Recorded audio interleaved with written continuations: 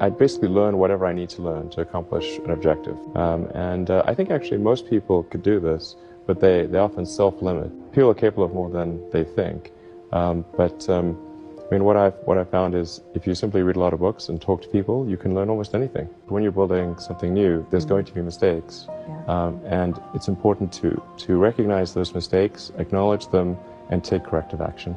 And the success of a company is very much more about how quick are you to fix the mistakes, not will you make mistakes. If you see the difference between a startup that is successful and one that is not, and it's because the successful one, they both made mistakes, but the successful one recognized the mistakes, fixed them very quickly, and the unsuccessful one tries to deny that the mistakes exist. I learned it when I was studying physics. In physics, you're taught to always question yourself.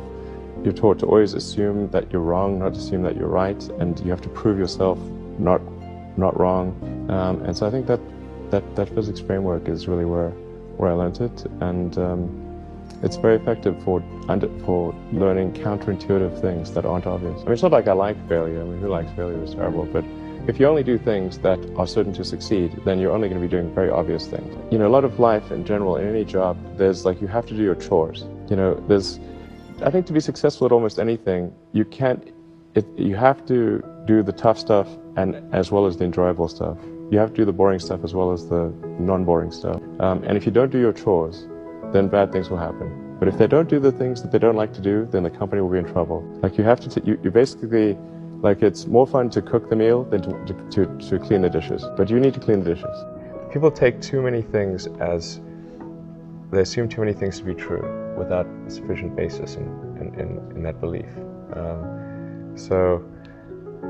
It's very important that people closely analyze what is supposed to be true and try to build up, try to say let's analyze things from first principles, not by analogy or not by convention.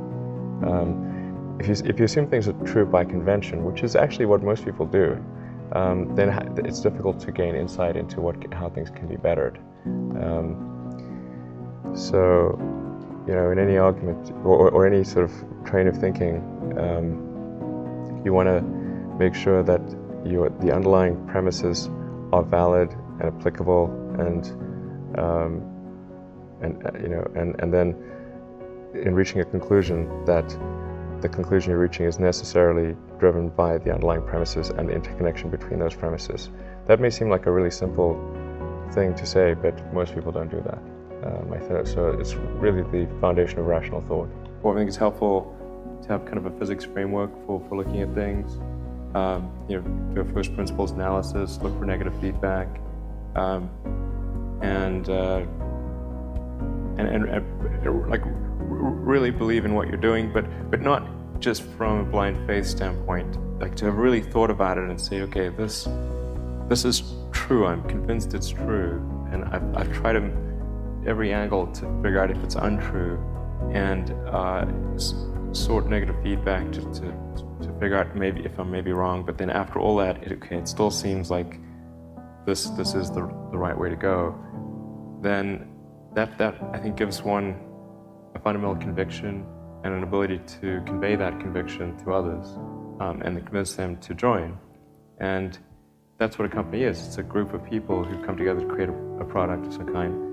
And so if you can convey that and answer the concerns that people have, convince them that this is something that needs to be done, it's important, and here is a path to do it, even if that path has a lot of danger associated with it and risk, and maybe it won't succeed.